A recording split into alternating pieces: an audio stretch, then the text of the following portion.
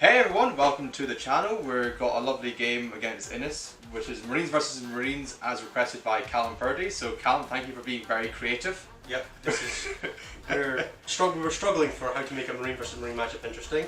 So we without bringing in Blood Angels, which we both have a lot of. So. Yeah, but we wanted to play Marines versus Marines in the true spirit of things. So we have got White Scars versus Salamanders. Yeah, because Flavor of the Month army versus an army that's really good. Yeah, I mean it's kind of what I made my name on recently, so yeah, it's good to get it out again. Do some stupid things with White Scars. It's basically the army that takes a lot of punch, by the army that gives a lot of punch. Yeah, exactly. Yeah, we're doing mission 13 from the GT handbook today, which is Vital Intelligence. Yep. Which is basically the Vanguard deployment, if you remember that from last edition. And the objectives, as you see in the deployment, is like a Zinchian. It's horrific. Cult sigil. It's just a massive stretch of objectives across the middle and one in each deployment zone. Yeah. So it's going to be very interesting to see how both of us handle having to stand out in the open against flamer aggressors and plasma inceptors. Yeah, we have a pretty dense board to make it interesting, and just cutting on lanes of fire. But even then, if you stand correctly, your guys can see 5 objectives pretty much. Yeah, if you stand in the middle, you can see all of the board. Yeah. There's no real good way to destruct it without just having a middle ruin, which we find not that interesting for gameplay. Yeah. And so what are your thoughts on White Scars as a faction coming into tonight? I'm a really big fan of them. I've been speaking to them with some friends quite a bit, and we're working on some really powerful stuff with them. Their new chapter tactic, which allows them to advance and fire assault weapons at no penalty, combined with the Hunter's Fusillade stratagem that lets them turn rapid fire and heavy weapon into assault weapons, means that you can get things like Leviathans with their traditionally heavy storm cannons, or can be in Doctrine for 3 turns, because you can just advance them for 3 turns, get that AP 3 times, which is great against stuff like Valorous Heart or Custodes that can ignore your AP 1 and 2. It's terrifying. It honestly is. I did the math on one of my units, which is about a unit of 10 assault terminators with Thunderhammer Storm Shield was Salamanders, and it's just your Levy Dread picks up half that unit. They go away. It's great. It's ridiculous. Any other kind of shout out units you want to mention? I'm really happy to be trying out Plasma Inceptors for the first time properly. They got a decent little bit of points drop, so they're 50 points a model. I think they were like 40. They were 50 odd beforehand. Yeah. They benefit from the White Scars being able to advance and shoot them.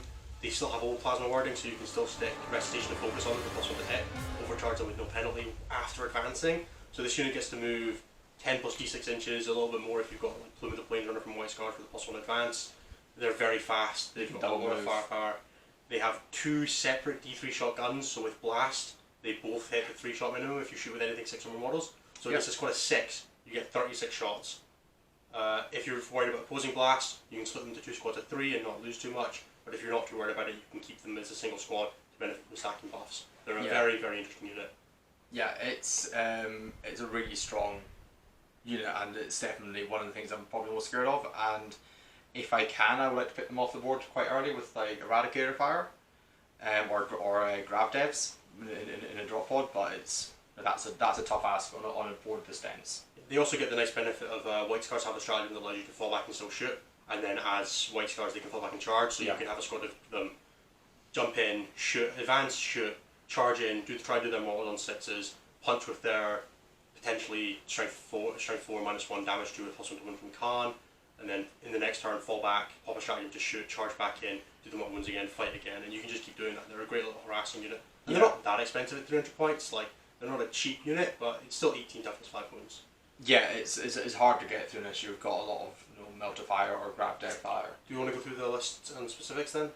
So if you want to, as we're talking about White Scars, go through your White Scars. Sure. So I'm running a single battalion of White Scars, which still feels weird to say given that I played triple battalion for a long time. So I've got a captain with Jump Pack who's been upgraded to have Chapter Master, the Teeth of Terra and a Storm Shield, and then he's my Warlord with Chagorian Storm and Imperium Sword. So he gets 9 to 11 attacks on the charge, at strength 6 -2 damage, which goes to -3 damage in Assault Doctrine. He rerolls charges. He's a very scary man. Don't want him anywhere near me. Then I've got Kassaro'Khan and a Chaplain with Jump Pack, who is the Wise Orator, Master Sanctity, all the standard good stuff. 2 5s of Infiltrators, 5 of Scouts, 6 of Plasma Inceptors, 3 Blade Guard, a Judiciar, 2 5s of Grav Devastators with Armorium Cherubs, and a Leviathan Dreadnought with storm cannons, heavy flamers, and 300 killer missiles. And then I've got a few vehicles. I've got a Landspeeder Storm for the scouts, a Rhino for the Grav Devastators, which is going to shock some people that haven't seen this before. You'll hopefully get to see this on the table, but I don't want to spoil the surprise too much. Yeah. But Grav Rhino is the future. Humanity's evolved past the need for Grav pods. Grav Rhinos are my new best friend. Is a Rhino cheaper than a drop pod? No, it's 10 points more expensive, and it's 10 times better. Yeah. And then, because it's obligatory, I have an Impulsor with a Shield Dome. Yeah. And that's it, that's 2,000 points of White Scars. Yep, never leave home without an Impulsor with a shield dome. Yeah, minimum one. Yeah. So before we go through the list, I want to just kind of highlight some of the combos that we're trying to put into play. This is my first game with Salamanders ever, but I'm pretty used to in your faces. You've played short on range. Space Marines. Yeah, I've played on Space Marines, but really cool things like Toughness 5 Terminators off of Psychic Power, the Flamestorm Aggressors. They are modelled with the bolters. I was expecting an eBay auction to arrive yesterday so I could pick them up, but it just didn't. So we're proxying in the. It's only like 24 shots a model if Yeah. you pop the stratagems out of outflank. It's fine. It's a disgusting combo, and also the sergeant will have the master artisans. Yeah. The master crafted shooting. Yeah, I think I have to pick the shooting variant. Yeah. But no, 2 damage flavor sounds lovely with Salamanders. There's other combo which we'll try and pull off, which is Obsec Outriders. My Warlord, which we'll go through in a second, he's got a Warlord trait which definitely just pick a unit at the start of the battle round and go, you're Obsec. So Obsec Terminators, Obsec Outriders sounds lovely. And then he's got the standard Light Captain that everybody's not shut up about. The top is 7, -1 to wound, 3-1 will save. Just a Thunderhammer, he's only okay in combat, but he doesn't die. And when we go into our secondaries later, you'll see why Chris has picked some of the ones he has. So I need to go through it on my phone because I don't know this army well enough yet to go through it off the top of my head. But yeah, Captain on Bike, he's got Forge Master and Never Give Up, so he's Toughness 7, and Never Give Up is, as I said, 1 unit within 6 inches is Obsec of him for the battle round. Defensive Humanity Obsec. For the Xenos players that are watching this who do not know what Defensive Humanity is. For everybody, because nobody knows what Defenders of Humanity is. And then he's also rocking the Salamander's Mantle as his relic.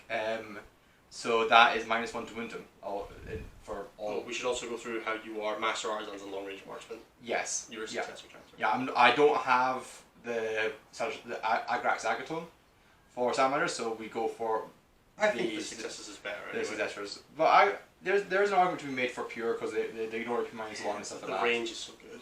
The range is so good, the +3 inch range of the Flamers makes it so much sweeter.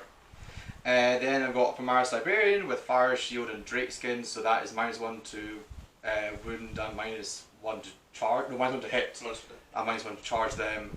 Then I've also got the Zilla Power is +1 toughness, so that's how I get my Toughness 5 Terminators. Then I've got a Lieutenant from the Dominus box set, who isn't carrying anything, he's just stock. He's got the Obsidian Power, right? Yes, he does. Yeah, I forgot to put that on my roster, but yeah, he is on there. Then I've got 2 units of Infiltrators and a unit of Intercessors with Thunderhammer and Auxiliary Grenade Launcher on the Sergeants. Flamestorm Aggressors, as we said, got a Judicar in there. He's unpainted because I left mine at home, because I'm smart. So I built one while Chris was setting up terrain. Yeah. So if it comes down to a 10-point margin, Innes might just sneak it in there. Because I'm not technically battle ready. Yeah, well, we don't think we're playing like that. Terminator Assault Squad with Thunderhammer Storm Shield, 10 man in there. Outriders, Devastator Squad with Grav Devs and Ammonium Cherub. Two squads of Eradicators and a drop pod. So that is the list, and yeah, I'm feeling quite happy about this. Scary list. It's just, if it can get into you, it will wipe you. But it needs to get into you, and that's the thing. There's a movement 5. As we said, it's very fun. We've been talking about this list in advance a little bit. It's very funny how Chris has 4 bikes and I have none, and I'm playing White Scars. Yeah, that is like, it did make me smile that the bike chapter doesn't want bikes. Bikes are crap. Yeah, when you can have Landspeeder Storms. Why use bikes when you can use Leviathan Dreadnoughts? Exactly. I can use I'm allowed to use 4-wheel now. I'm better. I may as well start, right? Yeah. Anyway, we'll go over the deployment once we've done that, because yeah, We'll go through deployment and secondaries once we get into the game, but Yep. we're going to go and get set up. Yep, so we'll catch you soon. Okay everyone, welcome to the board. So I just want to show you the board before we show you our deployments, but you can see some models on the board already. So it's a very dense board, there's a couple of lines of fire like that, but if you're on your home objectives you could see the middle 4 and your home 1 in theory. it depends obviously on the small craters and buildings that we have in the way. Yeah, you can pretty much see 2 guaranteed with like from objective 5 you can see objective 2 and 3. Yeah. 1 is going to be a bit harder because there's obscuring ruins directly in the line, and the same for objective 4. So you can get line of sight, but if your opponent's playing around it, you can mitigate it. They can ever make your life difficult. Yeah, exactly. Which is what we're looking for, is making you have to make choices in where you get your line of fire. Yeah. Other than that, things to note is that we do have some craters for minuses to charge and to give light cover. Scattered around the board, but that's really it for the board in general. I think we'll go over the deployments of the tripod and show you those up close. For me, I've gone with infiltrators protecting the forward of my objective, so I've got one sort of threatening objective 1, one direct on objective 4 because I won the first drop, or Chris gave me the first drop, so I've protected that flank. I've used my transports to create sort of a bubble zone in my deployment zone, and then these inceptors are placed where they are not in declarable range as a target from the grav pod, so they're outside of 27 inches of where the grav pod could theoretically show up. So they're feeling a little protected. And then in outflank and in the transports, what do we have? So in outflank I have the Leviathan Dreadnought, which I outflank using encirclement, the White Scar stratagem, so it's only 1 CP and it's not restricted to the same board edge restrictions that the strategic reserves outflank is. I've got a squad of scouts in the Landspeeder Storm, 2 5s of Grav Devastators in the 1 Rhino, and then Judishar, Khan and the 3 Blade Guard are in the Impulsor. Yep. Nice and simple. So for me, I kind of hovered up 2 units of Eradicators and an Infiltrator in this building just to deny much line of sight as possible, but Innis's army is so fast you probably get it if you really wanted it. If I want line of sight, I get line of sight. Yeah, in there is also the Lieutenant, just there. In this rune here, I have got the Judiciar, a unit of Intercessors, a unit of Outriders, the Captain and the Libby. Then all the way over here, just as a token resistance force, is a unit of Infiltrators who will be picked up very, very quickly. Will be dying. Yeah. Is the, yeah, I put it out there just to deny Innis move blocking me entirely off of this flank as well. Our secondaries, which we'll go through in a bit, I have gone for engaging all front, so I do want to have something up there to begin with, just in case I get first turn. That's 2 points to me. You want to just go through those now? I'll just go through what's in reserve and pods. So in the drop pod, I've got the Gravs to the surprise of everyone watching. Shocked, hard. I've got in natural deep strike the Terminators, and I've got, because I looked at it, and unless they get 6 in the advances, they can't hop between the terrain, which means they're going to get shot, which means they're going to die. 3 open vulnerables will be damned. And then I paid 2 CP to outflank the unit of Flamestorm Aggressors. I start with 6 CP after that. You start with 5? 5, yep, because I paid 1 for encirclement. And then in his run us through our secondaries. Yeah, so I have Domination, which is hold 4 objectives on this board. I have Grind Them Down, which is kill more, and Deploy Scramblers, which is taking action in my deployment zone, the neutral zone, and my opponent's deployment zone for a total of 10 BP. I took Engage in all fronts, Wild Stand Fight, which is the 3 HQs, because they shouldn't die. They're Salamanders, they should not die. And then Data Intercept, which is the mission specific one, because I was really struggling for a third good one. Yeah, that's why I took Scramblers, so I just didn't have a better third option really. Yeah, for you Scramblers it's easier because you're fast. I just need to hold stuff. But yeah, we'll do the first turn roll off on camera because we might as well. Oh, do we have to? Yes, we have to. Roll your dice, and we'll see how good it is, and I'll decide if I want to roll on camera or not. 5. Come on, Innis. I don't like that. Come on, where's your lucky dice?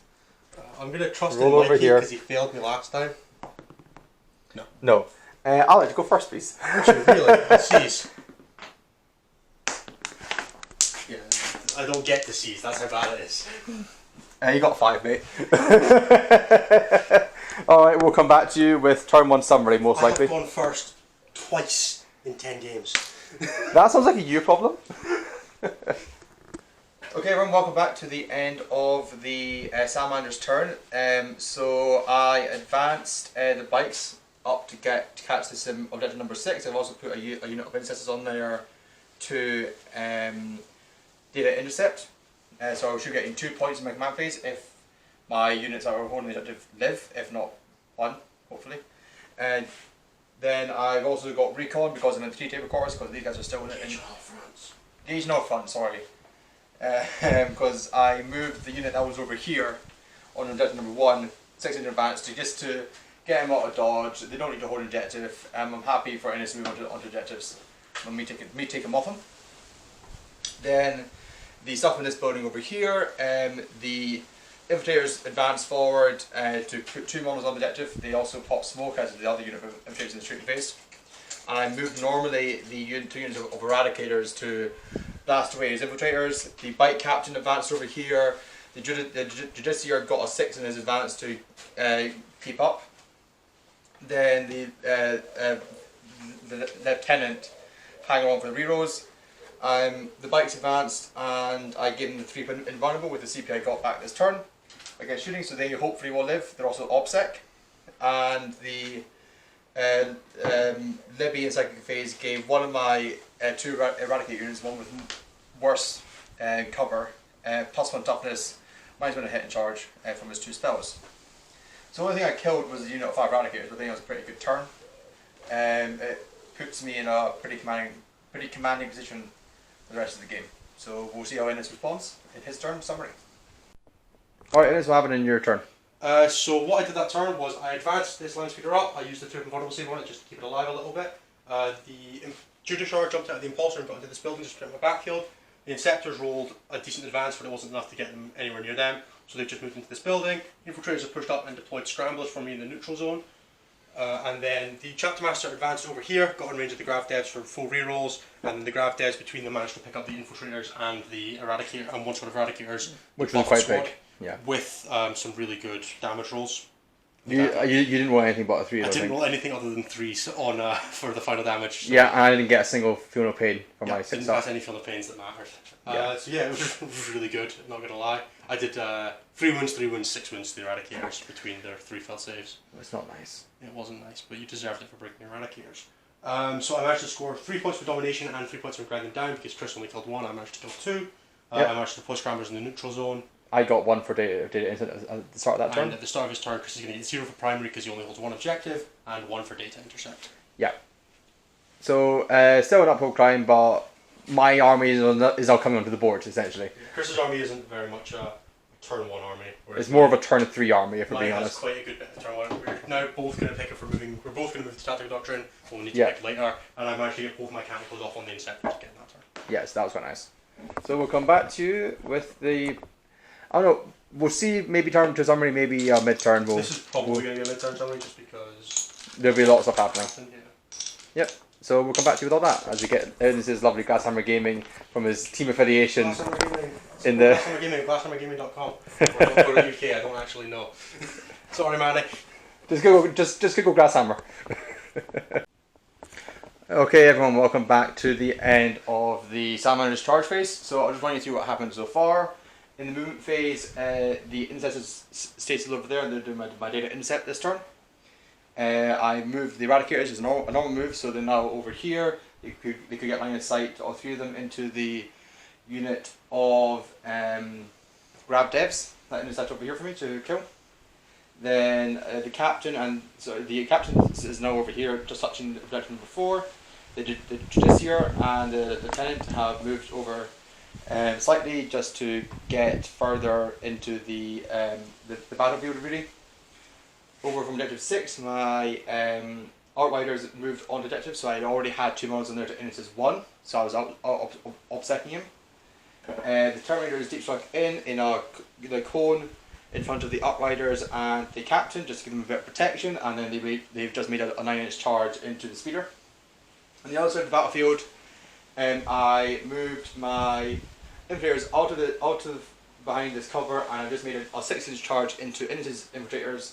My thinking is, if I can keep him on to getting only 5 for the primary, I'm still in this game. If he gets full 15, I'm definitely out of it. So the plan is to make it so that the scouts cannot get out of the speeder pod, out of the speeder storm, and sit on the objective. So make sure that I am using my big 10-man unit, my big bases, to make sure that the scouts can't get out of the storm once I kill it on the objective. So I then don't make my entire turn null and void. The Grav Devs came in and they blew away the Rhino, and I double shot one of them, take out a further 2 of Innis's Grav Devs. And then the Captain took a win because the Rhino blew up. So happy days. So he's now got 1 grab thing on, and he's got the Inceptor, so he's got plenty of killing power, but we'll come back to you with the end of the turn summary once we do the fighting. Alright, so welcome back to the end of Salamander turn. So the Terminators smashed to pieces that pure speeder, and Innes disembarked after losing one model back just 4 inches outside of the front Terminator, so I couldn't then tag him in combat. And over there, we both killed an infiltrator each from the German infiltrator units fighting. It's almost like they're the same unit fighting each other. So I did it with 2 guys, you did it very badly. Yeah, I got like 8 2s to hit there. It was bad. So, end of that turn, I score 2 for recon, 2 for engaging up fronts, and the inset happens next turn, but I could be getting a big 4 points for that, which would be nice. Start of Vince's turn, he gets 5 points on the primary. So we'll come back to you with mid-turn or end turn summary. We're still figuring out this format. So that's us coming back at the end of my shooting phase. The Plasma Inceptors managed to pick off 6 of the Terminators through Transhuman Physiology and Fire Shield, which was really nice. It was killed good. 2 of my own, which was unfortunate, but it happens. Bladeguard have come up this way to come and deal with these guys. They're on an unfailable charge. Yeah, I'll move the camera so you can just see them. They are way back in the back there. And then my infiltrators fell back. Yep. Everything else should be out of 17 of the board edges, so that none of it's targetable by his aggressors when they come in. Which is super annoying. Almost But it's forcing you into the centre, which is where I want you. Yep, well, I'm not now you've got no Terminators left. The Grav Devastator managed to completely fail to pick up anything, but the Storm Cannon managed to pick up 4. Your Killers fired at the drop pod and 3 hits and failed to wound 3 times. Yeah. After that. So yeah, that's a pretty simple turn, honestly. It just came in. You're going to charge me over there now? I'm about to charge the Bladeguard. Yeah, do that on camera. Yeah. You got an 8. And we can just roll it now, right? Yeah, if you roll it down here, done in front of us. Here, mate. I can put the camera down. Once I undo the tripod. Go for it. Just in that big bank room. 5 saves, neg 3. Oh, you should do dice. 3 dead. Woo! Got 1 left. Oh, sorry, these guys are charging as well. Because they're White Scars. You want to do the attacks into the last guy? Yeah, just for the banner. 2 guys.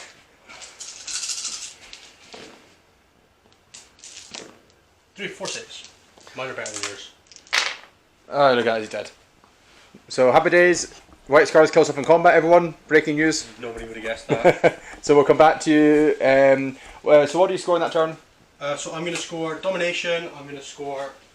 I don't think I scored Grant them down, unless No. you're doing me some morale tests. Oh, you one more test over there, and that's it. And they're Devastators. And that's it. So, just grab one of my dice because I don't believe in your dice. Fair. So, I've got my Terminators. They on a 1, 2, 3. They're fine. Yep. They're happy. Yep. With a 2, and then where else was it? Grab this. Whatever it is. So they leadership 7, they lost 4. So 1, 2, 3. They got 1, so they're happy. Oh shit. They actually regen D6 because they're now demons. Yeah, and that's fact. That's fair. So we'll come. So you don't get grinding down this turn, which is quite good. Get Domination though. You get domination. I get 15 at the start of my turn. No, I get 10. How do you get domination? Yeah, You're holding 3. Oh, I'm holding 3, aren't I? Yeah. Yeah, you don't get domination. Yep. I knew there was a reason to get stressed from that objective. That's fine. So you're going to get 10 at the end of your turn. Yeah. And that's it. Yeah. Cool. We're going to have some lunch. Yeah. Woo. Happy days. Okay, everyone. Welcome back to the end of the Salamanders turn in turn 3. Yeah. So we both. So I said in tactical, you went into Assault Doctrine. I did. Yeah. You failed your litanies. I failed both my litanies. Yeah. Yeah. That was pleasant. What was that chance? The 1 in. 1 in 81 to fail both. Yeah. Yeah. So that was fun for you. It happens. In Sorry, the squad they were going on is dead anyway. Movement phase, I advanced some characters over here. Just make sure that's on camera. Yep. So characters are on here. Sounds hanging on that objective. They are in a bit of a risky zone, but you know, it is what it is at this stage. I move the Terminators up along here to do a 9-inch charge into the Heavy Dread to stop, just to dictate where it could shoot on and not necessarily kill it. And I failed the charge. My captain moved over here to take out the last Grav Dev because that's still a pretty nasty threat. We could kill a couple more models. My aggressors dropped down in the back of the board, just behind this building over here, and they absolutely destroyed the Blade Guard. Yeah, I got nuked. Yeah. It wasn't pleasant. It does mean that they are in that Kassaro'Khan and the Judikar could go over there and say hello to them, which Innes probably will do that. Yeah, I think so. I think it's probably my best player. But I'm just taking off Innes' board control as much as I can. Innes is going to get 15 annoyingly. Sorry, 10 annoyingly for his primary this turn because I couldn't do enough. Couldn't take me off of these objectives. Yeah, because there's no way his army could actually get to these objectives to take them off. No. But the Eradicators killed 2. 3. 2 Inceptors and they failed the damage roll the last one. Yeah, I was rolling really bad for my damage there. I was getting a lot of 2s. I had to use a CP on the damage, and so I'm actually out of CP at this stage. But I got Fire Shield off on I got Drake skin over on these Eradicators and Fire Shield off on these Terminators, so they made that help them survive. But looking pretty thin in the ground. I'm running out of resources. But we both are, to be fair. We both are, but you've got the Levy Dread untouched, which is Levy Dreads are fun. And you've got a captain in Kassaro'Khan who can give him real 1s in the unit and hits him 2s. So 3s for them, right? Threes for them, but it's still nasty. But we'll have to see how the game turns out. So we'll come back to you with Innes' turn summary, I think. That's on me. Okay, Innes, what happened in your turn? We're at the end of your round 3. So the Inceptors flew over here, chipped away the Judikar, died to the lieutenant in combat. The Leviathan nuked the Eradicators. We put 2 damage. We killed 2 more of these Terminators, and then Khan and the Chaplain killed 5 of the aggressors. Unfortunately, Chris was bossing his armor saves on the Chaplain. Yeah. Really badly on my damage rolls. Yeah. Khan doing D2+1 damage failed. Only managed to kill 3 Eradicators with 5 unsaved wounds. 3 aggressors. 3 aggressors, yeah. Which is unlucky, but shit happens. And then he passed all the saves against the Chaplain's 3 damage attacks. Yeah. But you have sucks. Moved the scouts over there to deploy scramblers in my own territory, and also taking that objective away from me. So I'm only going to get 2 for deploy for data intercept at the start of my turn, which hurts. It's interesting because we're both running out of steam, but I think your steam is more potent than my steam at this stage of the game. If that makes sense. I haven't lost any of my balls time we fight, guys. They're my HQs. But yeah, we're gonna see how I respond, and we're gonna come back to you at the end of my turn. Do you want to do your litanies on? You get 5. My weapon's dead. Oh, so yes. Rub it in. Oh, I think one thing we forgot to note in my turn is I took out your Chapter Master. Yes, you did kill Yeah, so I sent my Outriders. It was a suicide mission, but totally worth it getting rid of those rerolls. I mean, it's so powerful. But yeah, we'll come back to you with the end of the Salamander turn. End of turn 4, end of bat round 4, rather than doing individual turns. Yeah, but this battery is dying, so we'll stop talking now. I just saw the red. Okay, everyone, welcome to the end of battle round 4. So in my turn, I did not move the aggressor that was left next to Kassaro'Khan over here to try and kill Kassaro'Khan, and did I? No, you did no damage. I did. 2 armor I saves, pretty did good. 2 damage because of in melee. Oh, you did. And then charged in. You know, it was rough, but it was a long shot. A slightly better playing the mission, I will note now, would have been to just run away from Khan out of the intervention range and just score 2 points for recon, for engaging our funds. That might have been a better play. So watch out for that. Then I smited the Judikar to death. Yep. And then charged the Leviathan. And charged Levy, did 5 damage total, yeah. To him, so not enough to redo anything, but I've got Terminator and stuff I can charge him now, so maybe I can take him off to stop Innes getting a really easy kill more in his last turn. In his last turn. That's the majority of his firepower that's left. I've positioned, so in my turn, the Leviathan picked up the Librarian that was left on that objective because Chris didn't have any other options. He had nothing with more than 3 wounds to protect it. There was nothing close to him. Yeah, I've pushed all these guys back around so just to hold these objectives. I pulled Chris off of his hold more and hold 3. So he only gets 5 for primary, which means that he ends on 20 points. Yep. My impulsor's here just to block this objective. These guys are in a position where if that captain doesn't get to them, they get to move into my deployment zone and score deploy scramblers for the last turn, giving me my 10 points on that.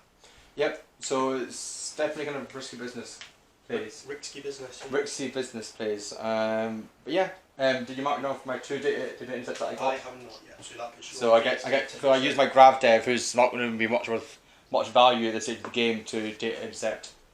Getting my 2 for the 2 that I hold. But yeah, no problem to do the same thing again. But yeah, So we'll come back to you with the end round of 5 summary. My main thing is stop Innis getting primary points, which I can do by just putting one model on here to contest, which I can do with the captain on an advanced roll. And also try and tie up and or kill the Levy Dread, which would be nice. I Unlikely. could try to make a 10-inch charge, 11-inch charge into the infiltrators that are over in this area of the board to stop Innis getting 10 points for deploy scramblers, but I think go for the safer play, take off 5 points and give him 10. So we'll see how that goes. Yeah, he either gives me 15 points if it fails, otherwise this week he only gives me 10. Yeah. So we'll have to see how things go, and we'll come back to you with the end of round 5 summary. Okay, everyone, welcome to the end of the game and end of round 5. So in my turn, as I said, my main thing was to get the captain on that identity, which as you see he did. I needed a decent charge. 1 inch less on his charge, or if I put my impulsor more like this, then it would have been fine. If I put my impulsor like that, it'd have been fine. But I was stupid and didn't, so that's fine. It's on me. Yeah. And that was really all that mattered in my turn. Yep. I moved up to I also did kill the Levy Dread. That also does matter because that means you couldn't then kill stuff back. Yeah, that's true. Yeah. Because I would just use the fallback and shoot on it and shoot into the triangle and try and pop off your thing. But yeah, I rolled back on my normal saves and you rolled really good on your hits and wounds. So yeah, and then your guys got scramblers. I got the push scramblers and that was the game. Nice and simple. Just push scramblers for 10 points. So this is the score. I am going to work on a overlay type thing for the videos, but this is the score. So it ended 44 to 42. Yeah, if you want to pause here and ogle at our amazing secondary points and Innis's great writing. Innis's combined total of 19 out of 45 on secondaries. Yeah. Yeah. And so Chris is 22. Fun enough, if I didn't get greedy to try and hold objective number 3 over here with the Libby, I would have been up on the points. But then again, I did have an unbattle forged model. Unbattle ready model, so technically it's a +10 to Innis, but we're using that rule because it's practice. We're not assholes. And if you got in a tournament with an unbeaten model, you probably won't be playing with it. Yeah, well, that's what the rule we've got for our tournament is. If you have any unpainted models, they get removed and you lose the 10 points. Yeah, so fun. Just remember, guys, don't forget your models at home, especially if there's a half-hour road work in between you and your destination, because that's not fun when the journey's half an hour. Don't roll 1 damage on your D3 plus 1 damage weapons and take 2 wounds each to kill an aggressor. Yeah, dealing 2 damage to aggressors is not fun, is it? No, it was really unpleasant. Yeah. If I had Connor and Judy Connor the other way around, I think that game was a lot better for me. But yeah, anyway, we'll save the tactical discussion. Yeah, I know, that means you have to talk more. I know, but people, the 4 viewers I get like listening to you, it was 5. Don't be mean to your 4.5 viewers. I mean, half the video. It was 5 last week, so. So we'll come back to you with the wrap up and everything shortly. Okay, everyone, welcome to the end of the game and to the Fergus interview. Ferguson showed up. He's back from work. Yeah. Because my dog has a job better than mine job. Yeah. So it was a victory to the White Scars in the end, but it was a narrow victory. Just. You did say that you played it quite badly off camera. Do you want to explain what happened and why you think that? There was a few things that I think I could have done better that game. Chris gave me the first shot for infiltrators, and I went on the wrong side of the board. I went on the side where the drop pod and that came in, instead of coming up on this route here, where I ended up having to have my Inceptors really defensively deployed because I didn't have anywhere good to hide them. Because once Chris put his infiltrators here, they stopped my infiltrators pushing up, which meant I couldn't stop his grab pod from coming in this area, which had a line of sight into this ruin. Whereas if I had been able to put mine here, I could have blocked the drop into that ruin, and then I could have started the plasma sectors there, which would have saved me an entire turn of movement. Yeah, and that would have made you much more threatening as well. Yeah. The turn where I had Khan and the Judicar both leave the Impulsor, Khan went this way, Judicar went the other way, really should have been the other way around because the Judicar's flat through damage in White Scars to Assault Doctrine. Yeah. Which would have helped. He probably only kills 3 or 4 instead of but he definitely kills 3 or 4, whereas Khan was scraping for 4. And also Khan would have been more useful. Yeah. I'd have had the reroll 1s on the Inceptors and the Leviathan. Yeah. Which makes a lot of difference. This was poorly placed. It should have been like this is here for blocking the captain off. That's fine. That's not really a big deal. And then I forgot Scramblers had to be non-character units. So these guys had to end up running back, which cost me a few primary points. You had to advance them once as well. What did you remember what you had to get in that advance roll?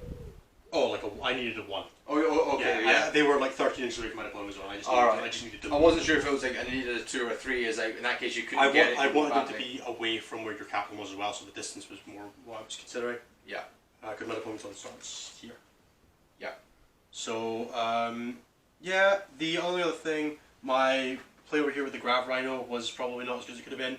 The turn where my Smash Captain or my Chapter Master jumped over, I should have disembarked the Devastators, moved the Rhino this way a little bit so they got out of range of where Chris's Devastators could come in, and then my Captain could have slotted to the gap there, which meant that when he blew up my Rhino, if he managed to kill it with like the Eradicators say, I would be able to get my Grav Devastators out of line of sight and protecting the Captain, whereas I had to protect my Captain with the Grav Devastators, which just meant the Grav Devastators died as well. It's protected the Captain, but that was enough. And then my Inceptors, when they came from here up to here for the Terminators, should have been screening my Captain. Yeah. Instead of letting the Blights charge him. I also rolled horribly on the Captain. Do you want to just run through what the Grav Rhino can do, because we didn't actually see it, because it didn't actually move? Yeah, so the Grav Rhino is a really, really nice little bit of list tech that came out of some of the Art of War guys that I've been talking to. We've been working on it. And basically the premise is that you get the Lightning Debarkation stratagem, which lets you, after you move the Rhino, you can get out of it. Well, you can also do that if the Rhino advances. You can also do that if the Rhino uses Wind Swift to move twice. So potentially the Rhino can move 24 plus d6 inches twice, or 12 plus d6 inches twice, plus an additional 1 with Plume of the Plains Runner, which is a maximum of 38 inches. You then get the 3 inch move, 3 inches embark, 6 inch move, d6 inch advance from the Grav Devastators in the Rhino with Lightning Debarkation. They then use Hunter's Fusillade to turn their Grav Cannons into assault weapons, so they get to move a maximum of like 51 inches and still shoot at no penalty. So they can obviously they'll have no character support. No character support, but they're hitting on. So it's 8 shots hitting on 2s, 12 shots hitting on 3s with 4 reroll to wound. Like there's worse things at work. Yeah. So like if I put the Grav Rhino like here in say Hammer and Hammer deployment, they can go there. The distance is yes, as far as you're concerned. The distance is yeah, where that Leviathan is sitting. Yeah. So I think that's like off camera, but basically so the length of the board. Yeah. The board is 6 inches long. They can go about 4. Oh, you're right. Yeah. Excuse me. They can go about 30 inches, and then still shoot 24 inches. Yeah. They have a threat range of effectively everything. You don't need to come in from reserves. You can just start on the board. You can put 2 squads in it. It's so good. Yeah. Only one squad can do the move, advance, and shoot. Yeah. But the other squad still moves on 9. Has a 24 inch range. It's ridiculous. And with Chapter Master you can still do stuff with it. And then you can just do it 2 turns in a row. Yeah. Which means when I was deploying, I was going, okay, there's no way I can actually escape the Grav if they wanted to get into my stuff. So what made sure was that they couldn't get into the characters without having to go through and then you also got first turn you jam. Yeah. Yeah, because on camera the runner of the channel never loses first turn. Obviously. That is the rule of So YouTube. I have keep played 10 games in 9th edition now. I have won the roll off to go first twice. Yeah, 2 and 8. 2 and 8 in terms of going first. Yeah. I've played Chris 5 times. Chris has gone first every time. And I get I 4 out of 5 times. Sorry, I went first with the Rippers. I have lost every time. I'm getting closer. I'm good at games. This is probably our closest game we've ever had, I would say, without it being a ridiculous list. Yeah. The Ultramarines game was probably closer in terms of like actual on game, because this was like if we played another turn, this is yours, but we don't have to. So yeah, that's a good thing about End on 5. We just you like in turn 4 you can go, okay, this is what's going to happen just looking at it. Yeah, so I was able to play my turn 4 and 5 with full knowledge of what Chris could actually score, and played to my outs in that way, which is why I kept him by just a little bit. Yeah. Because Chris got a little bit greedy with engage on all fronts. So do you want to run us through what you thought went wrong for you that game? So I thought engaging on fronts, whilst it was okay, it wasn't the best secondary you could have taken. I don't know what else it would have taken. You gave up this quarter too quickly was the problem. I gave up this one too quickly. Yeah. But I was thinking I could push in down this board edge.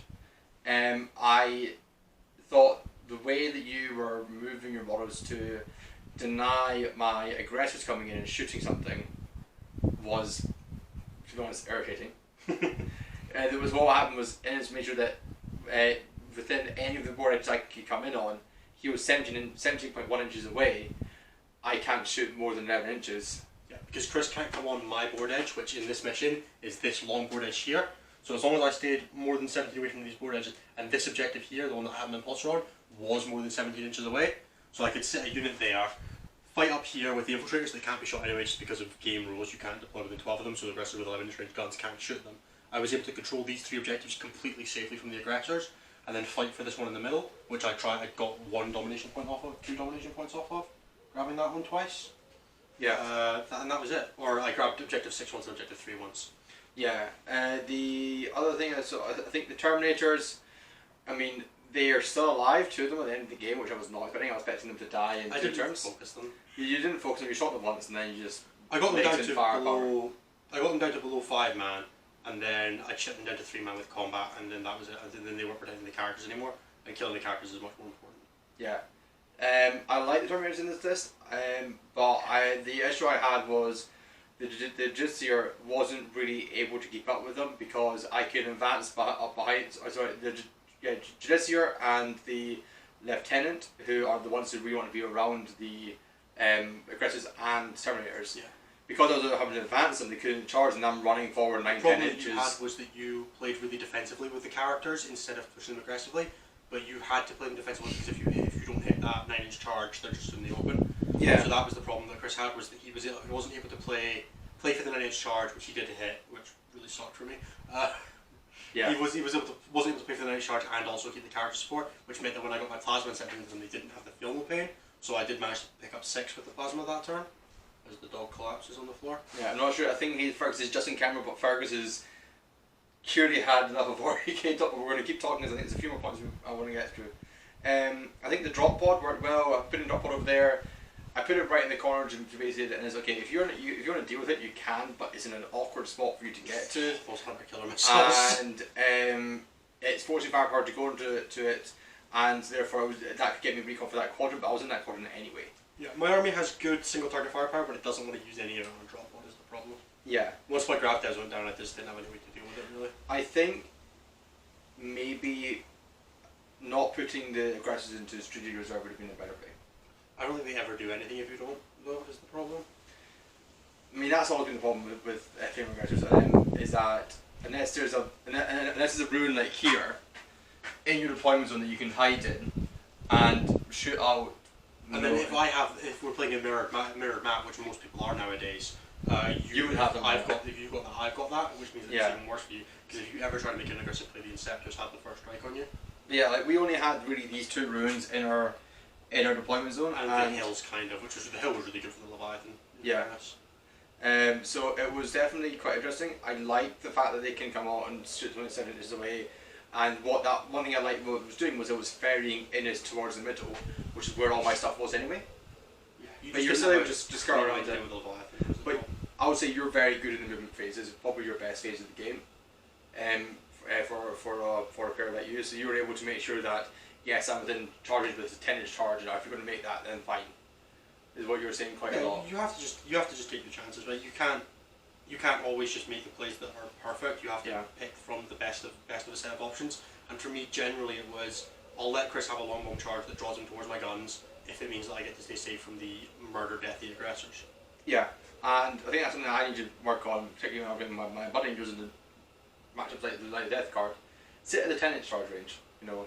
So yes, you can warp time and stuff like that, but then I could have a denying range, and then I'm only fighting a couple units. Because if you always try to sit at 12 and a bit inches of charges, you're giving up a lot of board space to very low possibilities. So an 11-inch charge, if you're within 12 of them, is a 1 in 18 to make it, 1 in 12 to make it. Yeah. Like you're not going to bank on those odds, and your opponent often generally just won't even make the play for it, because sometimes it just puts them so out of position, like out of position of characters, or it just drags your unit massively up the board to the point where it's just no longer useful. And then if you have stuff like warp time or double move, you just make sure that you got a denying range. If you have either that, keep a denying range to force your opponent to respect the distance, so that even if they do cast it, they have to be casted from further back, so they get less utility out of it. Or you just straight deny it, which is always a good option. Or they have to just not make the play if they can go for it. And if one unit of, if going back to the Blight Lord matchup from last game, if you were making that limited charge, your fog westman was nowhere near where it had to be. Oh yeah, no. And I could have my duty card range to go, okay, you're fighting last, and I'm attacking you with 2 uses of Sign Regard. Yeah. Or one unit time card, then you had to interrupt to get. Shooting cards are really good, man. Yeah, they're really good. I'm still learning how to use them. I never really have. I've gotten there quite. Well, I use mine as a beat stick, so I mean, yeah. Don't pay attention to what I was doing in my Judicar. Don't do anything like I just did in that game, other than like failing your litanies. So if you're playing against me, fail your litanies. Do you have any notes on how I played on that we haven't covered? So I think you were too aggressive with your eradicators. You didn't need to put all the squads up for that. When you went for the turn 1 play, where you nuked off the infiltrators on that objective, once you put a squad on it as well, didn't you yourself? I put a squad of infiltrators on there. Yeah. So once you had the infiltrators on that objective, you only needed to kill 2 guys to be obsecting it off me. Something like that. Yeah. So you'd have been better off just leaving the 3 eradicators at maximum possible threat range, which meant them like grab quad, or my grab rhino wouldn't have been able to jump out and get shots on them, because nuking those 3 executors on turn 1 was really bad for you. My thought process with that was I wanted to drop in the next turn, and if they were alive, I couldn't do that. So I wanted to lift off that squad to open up that entire table quadrant to my deep strike in turn 2. Yeah, I or get force that, you to move in grab or something which you don't want to be using to block out. Yeah, no, and killing the infiltrators is useful there, but I think it's less useful than having the eradicators alive. Oh yeah, I mean, but even just one unit of eradicators did do quite a bit of work. I did expect to kill a bit more, but that's the thing about MSU style units. You can't really apply the law of averages to them. Yeah, with 6 shots, even if with the reliability of hit you when you hit Salamanders and Master Artisans, you're going to roll 1s and 2s on damage against your units. 1/3 of the time you will take an extra shot. Yeah. So the -4 is nice. The -4 is nice. Well, -5 in Assault Doctrine. Yeah. Minus yes is what I would say to someone if they were asking about that. Chris likes yes range weapons. I like yes as an answer to all things because I don't have to remember the seven- actual fact. As a 7th edition fantasy player, I prefer guess range weapons to yes range weapons. You just have to hope for the best. Which is what combat is. Combat is, I guess I'm in charge range. Yeah, I guess I'm charging you? Don't know, maybe? But yeah, I think we'll call it there. Do you have any shout-outs to do? I forgot to do it last night, so do you have any shout-outs for 2 videos? So, Glasshammer Gaming, they're like my team, so go and support them for the ITC stuff. And then also, you can check me out on Twitter at NSA Wilson. I post random bullshit and memes. Yep, link in the thing. I'm sometimes funny, I guess. Yep. Probably not. Not really. I mean, you're alright in person, I suppose. maybe the online filter helps with that. I'm less funny on Twitter than I am in person. It's not really a stunning indictment of my Twitter, is it? Yeah. At least you're good at 40k. I mean, did you watch that game too? I don't think I am. Any other shout-outs to do? Thanks to Callum for asking for the game, I guess. Yep. And thank you to Owen for asking me to play Blood Angels on camera. We will be trying to get that in a couple of weeks. Yeah, I'm going to try and get some other people on the channel before, so just to give Innes a break, and Innes is a garage break. Might have a game for you next week, but I've just been dumping a ton of work for my PhD, so I'll have to see how that goes first, because that has to all come first, otherwise... It's a pretty huge Devastator Doctrine. Yeah. Yeah, the PhD, yeah. Shout out to Team Scotland. Nah, screw 'em. Yes. Well, yeah, thanks for watching everyone, and like, comment and subscribe below, and yeah, keep giving us matchups, because it's better than we think you have matchups, which no one was. We've got watched armies available between the club, so... And also, what do you think of the new format with the tripod setup, looking over the battlefield? Was that good? Was that bad? Were you confused where things were? Give us feedback. Let us, film these games better so that you get a better view experience. We don't have infrastructure to do an overhead camera. Certainly not in Innes' garage, because that maybe in my garage. Just staple a camera to my roof. We'll be fine. Just blue tack it. We'll be fine. Yeah. That's how my incentives are standing up. But yeah, so let us know how we got on if you prefer the handheld style, but I'm going to get a camera stabilizer, so hopefully that'll help that. But yeah, like, comment and subscribe, share it with your friends who watch Comparative 40k. Post it in all your Discords. We all know you have them. Post them in your Discords. I want to see the R-War Discord flooded. You can do that yourself. They have a Promote Yourself channel. I can do it once. I can post it once, but if they all post it once each, that's 60 more. If we got my subs. All 3 of Chris's viewers, go and post this in one Discord, or be blessed with small boards. What happened to the 4th guy who was watching this? That's me. Alright, yeah, so like, comment. We're so sorry. We're so sorry that this is running on. We're going to end it here. Like, comment, and subscribe. And you're all awesome for watching this. Cheers. See you on that camera. Oh, see. Oh, you can look at that. Yeah, we can see him just past the Gus, what's that? Gus, what's that? Right, Gus, where's the camera? Where's the camera? What's that?